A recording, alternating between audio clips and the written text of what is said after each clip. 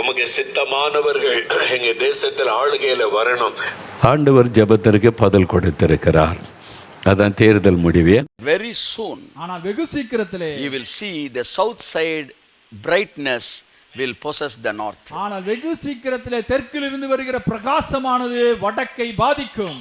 Today I'd like to share the visions which I saw regarding the future of India, the government of India, the leadership of India.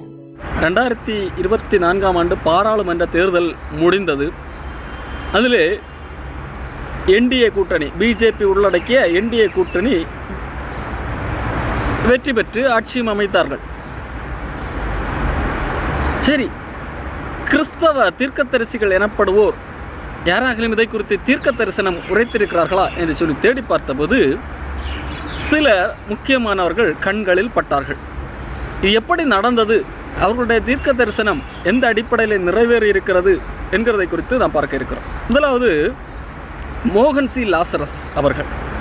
இந்த மோகன் C Lazarus அவர்கள் தீர்க்க தரிசனம் என்று சொல்லி ஏதாகிலும் சொல்லி இருக்கிறாரா என்று பார்த்தால் இப்பொழுது சொல்லவில்லை. 2024 ஆண்டிலே சொல்லவில்லை. ஆனால் இதற்கு முன்பதாக 2019 ஆண்டு தேர்தல் வந்தபோது சொல்லியிருக்கிறார், நாம் எல்லாரும் சரியாக ஜெபித்தால் ஆட்சி மாற்றம் வரும். அப்பொழுது பிஜேபி ஆண்டு கொண்டிருந்தது, ஆட்சி மாறும். அதாவது பிஜேபி ஆட்சி மாறினால் எது வரும், காங்கிரஸ் வரும் என்று சொல்லி அன்றைக்கு சொன்னார். கடவுள் என்னிடத்துல வாக்கு கொடுத்தார் என்று சொன்னார்.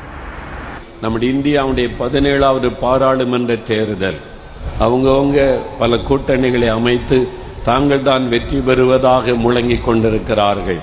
ஆனால் நமக்கு ஆண்டவர் ஒரு வாக்கு கொடுத்திருக்கிறார். ஆண்டவர் இந்த வருஷத்துல நமக்கு ஒரு வாக்கு கொடுத்தார். என் பிள்ளைகளாகிய நீங்கள் நான் எதிர்பார்க்கிற அளவு கருத்தாக நீங்கள் ஜெபம் பண்ணினால் மத்தியிலும் மாநிலத்திலும் ஆட்சி மாற்றத்தை நான் கொண்டு வருவேன் என்று கர்த்தர் வாக்கு கொடுத்திருக்கிறார். அவர் மாற்றும் பொழுது யாரும் அதை தடுக்க முடியாது. அவர் சர்வ வல்லமை உள்ளது. அதற்காக பலவிதமான ஜெபங்கள், எங்கு பார்த்தாலும் ஜெபம் ஜெபம் என்று சொல்லி ஆட்சி மாற்றத்திற்காக ஜெபித்தார்கள். தேர்தல் நடந்தது, ரிசல்ட் வந்தது, ஆட்சி மாறியதா என்று கேட்டால் ஆட்சி மாறவில்லை. ஒருவேளை நீங்கள் சொல்லலாம், மோகன் சி லாசரஸ் என்ன சொன்னார், தேவன் விரும்புகிற அளவிற்கு எல்லாரும் ஜெபித்தால் தான் ஆண்டவர் ஆட்சி மாற்றத்தை தருவேன் என்று சொல்லி ஆண்டவர் வாக்கு கொடுத்தார் என்று சொன்னார்.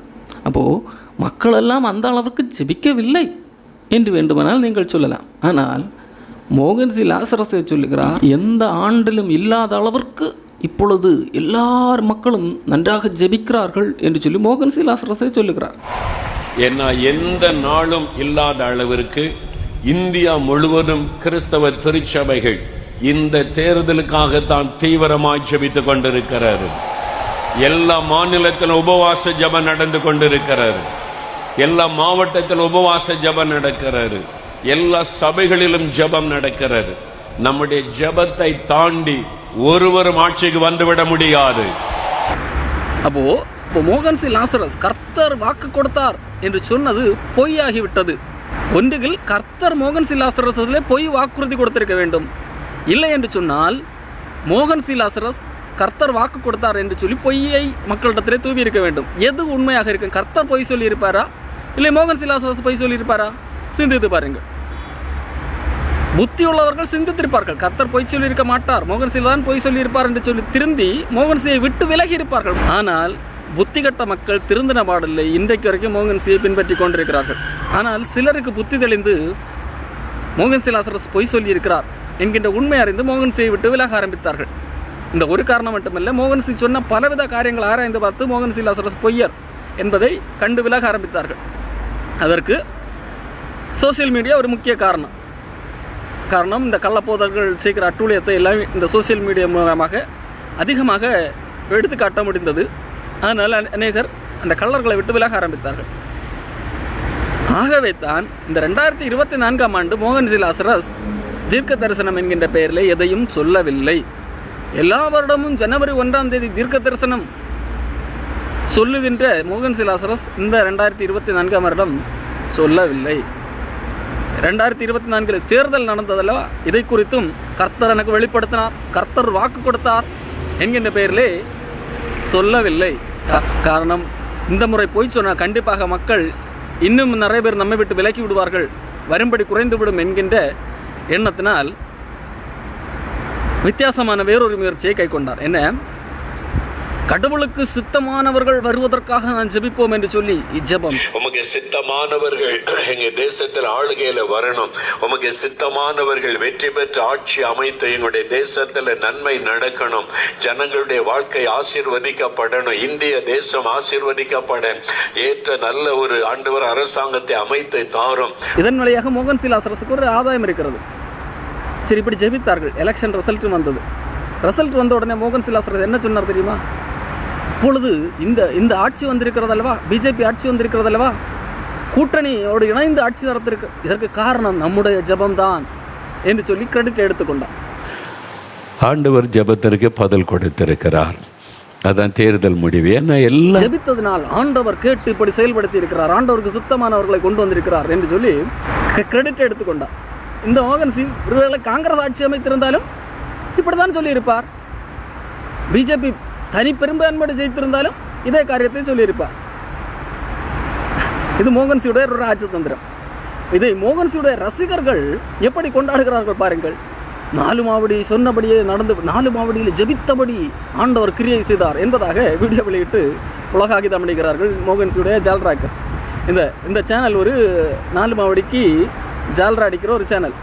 போட்டிருக்கிற வீடியோவை பாருங்கள். மோகன்சி ஜெபித்ததுனால தான் இந்த மாதிரி ஒரு ரிசல்ட் வந்ததான். எவ்வளோ ஒரு முட்டாள்தனமாக ஜனங்கள் இருக்கிறார்கள் பாருங்கள். சரி, இந்த மோகன்சியை விடுவோம். அடுத்து வேறு யாராகலும் தீர்க்க தரிசனம் சொல்லியிருக்கிறார்களா என்றால், மதுரை நான் கடவுள் என்று சொன்ன ஜஸ்டின் இந்த எலெக்ஷன் ரிசல்ட்டுக்கு பிறகு ஒரு வீடியோவை வேற ஆக்கி கொண்டிருக்கிறான். 2021ஆம் ஆண்டிலே தான் சொன்ன தீர்க்க தரிசனம் நடந்து விட்டது என்று சொல்லி ஒரு காரியத்தை சொல்லுகிறான். என்ன, Very soon, வெகு the சீக்கிரம் north side politics will be determined by south side decisions. வடபுறத்திலே இருக்கிற அரசியலானது தெற்புறத்திலே இருக்கிற தீர்மானங்களினாலே மாற்றப்படும். The hand of south side will rule over the north side. தென் திசையில் இருக்கிற கரமானது வட திசையிலே ஆட்சி செய்யும். Very soon the nation will see the south side domination over the north side. வெகு சீக்கிரத்திலே தென் தேசத்து ஆளுகை வட தேசத்திலே இருப்பதை இந்த தேசம் காணும். Even the prime ministers in coming days will be determined and decided by the south side politicians. ஏன் வருகிற நாட்களிலே பிரதம மந்திரிகள் கூட தென் தேசத்திலே இருக்கிற அரசியல்வாதிகளால் தான் நியமிக்கப்படுவார்கள். தற்போது பிஜேபி கூட்டணி ஆட்சியிலே இருக்கிறதால் தெற்குள் உள்ளவர்கள் தான் ஆட்சியை தீர்மானிக்கிறார்கள் என்று சொல்லி நான் சொன்னது நடந்தது என்று சொல்லி தம்பட்டம் அடித்துக் கொள்கிறார்.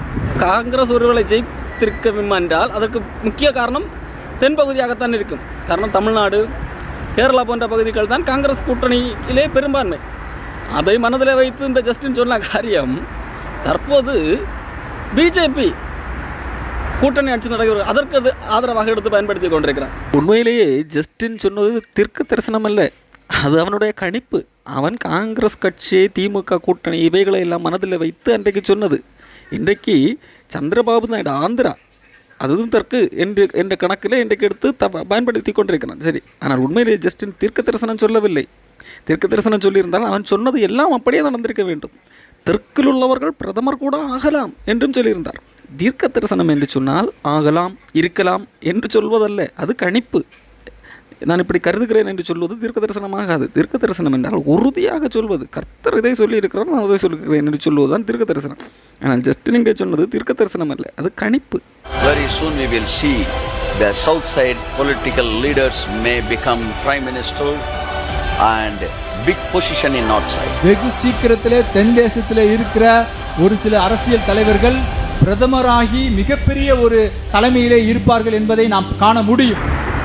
அதாவது இவனுடைய நோக்கம் என்னவென்றால், நான் சொன்னது நடந்தது பார்த்தீர்களா, நான் தேவனுடைய மனிதன், நான் பேசுகிறதெல்லாம் கடவுளுடைய வார்த்தை என்று சொல்லி மக்கள் நம்பி இவனுக்கு காணிக்கைகள் எல்லாம் கொண்டு கொடுக்க வேண்டும். தங்களை தம்பட்டம் அடித்துக் கொள்வோம். இவர்கள் புத்தியுள்ளவர்கள் சிந்திப்பார்கள். ஏண்டா இதெல்லாம் தீர்க்க தரிசனம்னு சொல்றியே, யார் ஆட்சி அமைப்பார் என்று சொல்லி துல்லியமாக சொல்ல வேண்டியதுதானே. பிஜேபி இத்தனை சீட்டு வாங்கும் என்று சொல்லி துல்லியமாக சொல்ல வேண்டியது. தீர்க்க தரிசனம் என்றால் துல்லியமாக சொல்லுவதுதானே. சும்மா எதேச்சையாக நடக்கிற காரியங்களை எல்லாம் கூட்டாம்போக்கில் அடித்து விடுவதற்கு பேர் தீர்க்க தரிசனமா? முட்டாள்தனமாக இல்லை. சரி, இதெல்லாம் விடுவோம். தற்போது முக்கியமான ஒரு தீர்க்க தரிசனத்தை குறித்து பார்க்க இருக்கிறோம். நமக்கு யாருக்கும் பரிச்சயப்படாத ஒரு முகம். இது அருணாச்சல பிரதேசத்தை சேர்ந்த ஒரு பெண். இந்த பெண் எலெக்ஷனுக்கு முன்பாக தீர்க்க தரிசனம் என்று சொல்லி ஒரு காரியத்தை சொல்லுகிறார். அதாவது இவர் ஜெபித்தாராம், தேசத்திற்காக ஜெபித்தாராம். அப்பொழுது ஆண்டவர் ஒரு தரிசனத்தை காண்பித்தாராம். என்ன, காங்கிரஸ் கட்சியினுடைய கொடி மேல் நோக்கி எழும்புகிறதை ஆண்டவர் காண்பித்தாராம். அப்போ இதன் மூலமாக காங்கிரஸ் தான் இந்த தேர்தலில் வெற்றி பெறும் என்று சொல்லி தீர்க்க தரிசனம் என்று சொல்லி சொல்லுகிறார் அந்த பெண். As I was passing in prayer in the praying for the coming election for the plague of the Congress plague was lifting higher.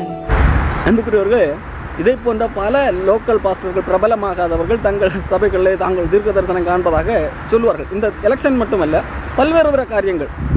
எனக்கு ஆண்டவர் காண்பித்தார், உனக்கு இந்த வேலை கிடைக்கும் என்று சொல்லி ஆண்டவர் காண்பித்தார் என்று சொல்லி மக்களை ஏமாற்றுவார்கள். எனக்கு ஆண்டவர் காண்பித்தார், உனக்கு அடுத்த ஆண்டில் திருமணம் நடக்கும் என்று சொல்லி ஆண்டவர் காண்பித்தார் என்றெல்லாம் சொல்லுவார்கள் அல்லவா? இது கடவுள் காண்பிப்பது அல்ல. உண்மையிலேயே இந்த பெண்ணுக்கு இப்படிப்பட்ட இந்த தரிசனத்தை கடவுள் காண்பித்திருந்தால் காங்கிரஸ் வெற்றி பெற்றிருக்க வேண்டும், அப்படித்தானே? ஆனால் காங்கிரஸ் தோற்றுவிட்டது. காங்கிரஸ் ஆட்சியில் அமரவில்லை, மறுபடியும் பிஜேபி தான் ஆட்சியில் வந்தது. அப்போது இதே போன்ற தரிசனங்கள், நாங்கள் தரிசனத்தை பார்க்கிறோம், உங்களுக்கு சொல்லுகிறோம், அது இந்த வருஷம் இது நடக்கும் என்று சொல்லுகிறவர்கள் பொய் சொல்லுகிறார்கள், அல்லது அவர்கள் தங்களுக்கு தோன்றினதை சொல்லுகிறார்கள். அவர்கள் அதை தவறாக புரிந்து கொண்டு, தரிசனம் கடவுள் காண்பிக்கிறது என்று சொல்லி புரிந்து கொண்டு மக்களிடத்திலே சொல்லுகிறார்கள். ஒன்றுகள் அறியாமையினால் சொல்லுகிறார்கள், இல்லையே வேண்டும் என்று துணிகரமாக பொய் சொல்லுகிறார்கள். அட, நீங்கள் கேட்கலாம், அருணாச்சல் பிரதேசத்திலே பிரபலமாகாத ஒரு பெண் சொன்ன தீர்க்க தரிசனத்தை எதற்கப்பா இங்கே சொல்லுகிறார்? தமிழ்நாட்டில் உள்ளவர்களை பற்றி பேச வேண்டியதானே என்று நீங்கள் கேட்கலாம். அதுக்கு காரணம் இருக்கிறது. இந்த அருணாச்சல் பிரதேசத்திலே உள்ள இந்த பெண் பலவித வீடியோக்களை வெளியிட்டிருக்கிறார். அதில் எல்லாம் நீங்கள் போய் பார்த்தால் பார்வையாளர்கள் மிக குறைவு. ஆனால் நான் இந்தியா எலெக்ஷனுக்கான தீர்க்க தரிசனத்தை சொல்லுகிறேன் என்று சொல்லி ஒரு வீடியோ போட்டிருக்கிறார். அதில் உள்ள பார்வையாளர்கள் எண்ணிக்கை மிக மிக அதிகம். அப்போது மக்கள் எந்த அளவிற்கு தீர்க்க தரிசனம், எதிர்காலத்தில் என்ன நடக்கும் என்ற ஏக்கத்தோடு, யார் என்ன சொல்வார்கள் என்று சொல்லி எதிர்பார்ப்போடு காத்திருக்கிறார்கள் என்கிறதை புரிந்து கொள்ள முடியும். அப்போது நாளைக்கு என்ன நடக்கும், எனக்கு நாளைக்கு என்ன நடக்கும் என்பதை குறித்து யாராக இன்றைக்கே சொல்வார்களா என்கின்ற ஒரு ஆவல் மக்களிடத்திலே காணப்படுகிறது, கிறிஸ்தவர்கள் என்கிறவர்களிடத்திலே காணப்படுகிறது. இது தவறு. நாளைய தினத்தை குறித்து கவலைப்படாதே என்று சொன்ன ஆண்டவருடைய வார்த்தையை நம்பாமல் இப்படி அலைகிறதுனால்தான் ஆண்டவரே கள்ளத்திற்கு தரிசிகளில் விழுந்து போகும்படிக்கு ஒப்புக் கொடுக்கிறார். சரி, இந்த அருணாச்சல் பிரதேசத்தில் உள்ள பெண்ணை பற்றி நான் என்ன பேச வேண்டும்? காரணம், இதை தமிழ்நாட்டிலே உள்ள சிலர் கூட இந்த தீர்க்க தரிசனத்தை நாடி போய் பார்த்திருக்கிறார்கள், அதை பகிர்ந்திருக்கிறார்கள். நான் ஃபேஸ்புக்கில் பார்த்தபோது ஒரு பெண் எலெக்ஷனுக்கான தீர்க்க தரிசனம் என்று சொல்லி இந்த வீடியோவை பகிர்ந்திருந்தார்கள். எந்த அளவிற்கு மக்கள் முட்டாள்களாக இருக்கிறார்கள் பாருங்கள். தீர்க்க தரிசனம் என்கின்ற பெயரில் இன்றைக்கு இல்லாத ஒரு வரத்தை சொல்லி மக்களை ஏமாற்றுகிறார்கள். எல்லாருடைய கைகளிலும் நமக்கு தேவையான தீர்க்க தரிசனம் ஏற்கனவே கொடுக்கப்பட்டிருக்கிறது, அது வேத வார்த்தை. ஆனால் அந்த வேத வார்த்தையை நம்பாமல் இன்னைக்கு நாளைக்கு என்ன நடக்கும், இந்தியாவில் அடுத்த எலெக்ஷனில் என்ன நடக்கும், அடுத்த வருஷம் என்ன நடக்கும், எங்கே புயல் அடிக்கும், எங்கே மழை விழும், எங்கே வெயில் அடிக்கும், இதை குறித்து யாராவது தீர்க்க தரிசனம் சொல்லுவாங்களா? எனக்கு நாளைக்கு என்ன வேலை கிடைக்கும், தீர்க்க தரிசனம் சொல்லுவாங்களா என்று சொல்லி அலைகிறவர்கள் இருக்கிற வரைக்கும் இப்படிப்பட்ட போலி தீர்க்க தரிசிகள் எழும்பிக் கொண்டுதான் இருப்பார்கள். காரணம், இப்படிப்பட்ட தீர்க்க தரிசனம் சொன்னால் தான் பார்வையாளர்கள் அதிகமாக வருகிறார்கள். காரணம், இப்படிப்பட்ட தீர்க்க தரிசனங்கள் தான் மக்களை அதிகமாக கவருகிறது. சத்தியத்தை சொல்வதை கேட்பதற்கு மக்கள் காதுகளுக்கு சுகமில்லை. ஆனால் பொய் தீர்க்க தரிசனம், நாளைக்கு என்ன நடக்கும் தெரியுமா என்று, உங்கள் எதிர்காலத்தை நான் சொல்லுகிறேன் என்று சொல்லுகிறவர்களுக்கு கேட்க இஷ்டத்துக்கு ஆட்கள். சரி, மோகன் சி லாசரஸ் இந்த ஆண்டு தீர்க்க தரிசனம் சொல்லாவிட்டாலும் மோகன் சி லாசரஸ் சொன்னார்ல, கர்த்தர் சொல்லி நான் ஆரம்பித்த சேனல் என்று சொல்லி சத்தியம் டிவி எனக்குன்னு ஒரு சேனல் ஆரம்பிக்கணும் அப்படி கர்த்தர் பேசினார். அப்போ காஸ்பல் சேனலா அப்படிங்கிற மாதிரி இல்ல, இது செக்குலர் சேனல் ஆரம்பிக்கணும், அதன் மூலமா என்னுடைய சித்தம் நிறைவேறணும். நான் அதை ஒரு எழுப்புதலின் கருவியா தேசத்துல பயன்படுத்துவேன். அந்த சத்தியம் டிவியில உண்மையை மட்டும்தான் சொல்லுவோம் என்று சொல்லி ஒரு சேனல் ஆரம்பித்தார்கள் அல்லவா? அந்த சேனல் கணிப்புகளை வெளியிட்டிருக்கிறது. யார் இந்த தேர்தலில் வெற்றி பெறுவார்கள் என்று சொல்லி கணிப்பு வெளியிட்டிருக்கிறது. தற்போது இங்கு காங்கிரஸ் தலைமையிலான இந்தியா கூட்டணி அறுதி பெரும்பான்மையை கடந்து இந்த முறை வெற்றியை ஈட்டும் என்பது நாம் எடுத்த மெகா வாக்குக்கணிப்பு முடிவுகளின் மூலமாக தெரிய வந்திருக்கிறது. காங்கிரஸ் இந்த ஆண்டில் வெற்றி பெறும் என்று சொல்லி யார் சொன்னது? சத்யம் டிவி. சத்யம் டிவி யாருடைய சேனலாம்? சத்தியம் தொலைக்காட்சி தேவனால் ஏற்படுத்தப்பட்டது, மனிதனால் ஏற்படுத்தப்பட்டது அல்ல. அப்போ கர்த்தர் போய் சொல்வாரா? கர்த்தருடைய சேனல் போய் சொல்லுமா? சிந்தித்து பாருங்க. சரி, தேர்தலில் வெற்றி பெற்றது யார்? பிஜேபி கூட்டணி. இப்போ தேர்தல் ரிசல்ட் வந்த பிறகாக சத்யம் டிவிக்காரன் எப்படி பேச்சை மாற்றினான் தெரியுமா? நாங்கள் சொன்னபடி நடந்தது, நாங்கள் சொன்னபடிதான் நடந்தது என்று சொல்லி அப்படியே திருப்பி போட்டான். மக்களவை தேர்தல் கருத்து கணிப்பை சரியாக வெளியிட்டதாக சத்தியம் தொலைக்காட்சிக்கு அரசியல் கட்சி தலைவர்கள் பாராட்டு தெரிவித்துள்ளனர். முதல்ல கணிப்பு என்ன சொன்னார்கள்? தற்போது இங்கு காங்கிரஸ் தலைமையிலான இந்தியா கூட்டணி அறுதி பெரும்பான்மையை கடந்து இந்த முறை வெற்றியை ஈட்டும் என்பது நாம் எடுத்த மெகா வாக்கு கணிப்பு முடிவுகளின் மூலமாக தெரிய வந்திருக்கிறது. காங்கிரஸ் வெற்றி பெறும் என்று சொன்னார்கள். காங்கிரஸா வெற்றி பெற்றது? பிஜேபி கூட்டணி தான் பெரும்பான்மையாக வெற்றி பெற்றது. அவர்கள் ஆட்சியும் அமைத்து விட்டார்கள். ஆனால் இவன் என்ன சொல்லுகிறான்? நாங்கள் சொன்னதுபடிதான் நடந்தது என்று சொல்லி. மக்களவை தேர்தல் கருத்து கணிப்பை சரியாக வெளியிட்டதாக சத்தியம் தொலைக்காட்சிக்கு அரசியல் கட்சி தலைவர்கள் பாராட்டு தெரிவித்துள்ளனர். எவ்வளவு வெட்கங்கெட்ட செயல் பாருங்கள். கர்த்தருடைய சேனல், நாங்கள் உண்மையை பட்டுதான் பேசுவோம், கர்த்தரா சொல்லி ஆரம்பித்தோம் என்று சொல்லுகிற சேனல். அன்புக்குரியவர்களே, இனியாகலும் வெளிப்படையுங்கள். இது கர்த்தர் சொல்லி ஆரம்பித்த சேனலும் கிடையாது, இது கர்த்தருடைய சேனலும் கிடையாது, மோகன் சிங் சொன்னது உண்மையும் கிடையாது. புரிந்து கொள்ளுங்கள். நீங்கள் 4 மாவடிக்கு போவதனால் ஒரு பிரயோஜனம் இல்லை. அப்போ பொய் சொல்லுகிறவர் யார்? கர்த்தரா? வேதம் சொல்லுகிறது பிசாசானவன் பொய்யனும் பொய்க்கு பிதாவுமா இருக்கிறான். அப்போ மோகன் சிங்குடைய பிதா யார்? கடவுளா? இல்லை, பிசாசானவன். காரணம் மோகன் சிங் சொல்லுகிறது பொய் என்பதை அப்பட்டமாக நானே நிரூபித்து விட்டேன். அப்போ இன்றைக்கு இந்த தீர்க்கதரிசனம் சொல்லுகிற அத்தனை பேருடைய பிதா யார்? கடவுளா? இல்லை, பிசாசு. அப்போ நீங்கள் தீர்க்க தரிசனம் நாளைக்கு என்ன நடக்கும் என்று சொல்லி அவர் என்ன சொல்லுகிறார், இவர் என்ன சொல்லுகிறார் என்று சொல்லி போய் நாடி தேடுகிறீர்கள் அல்லவா? அவர்கள் பொய் சொல்லுகிறாரதை நம்பி போகிறீர்கள் அல்லவா? அப்போ நீங்கள் யாரை நம்பி போகிறீர்கள்? கடவுளை நம்பியா? இல்லை, பொய்யனும் பொய்க்கு பிதாவுமாகிய பிசாசை நம்பி போகிறீர்கள். தயவு செய்து இதை கடைசி வாய்ப்பாக கருதி இன்றைக்கு இப்பொழுதே மனம் திரும்புங்கள். இந்த கள்ளர்களை விட்டு விலகி சத்தியத்திற்கு திரும்புங்கள்.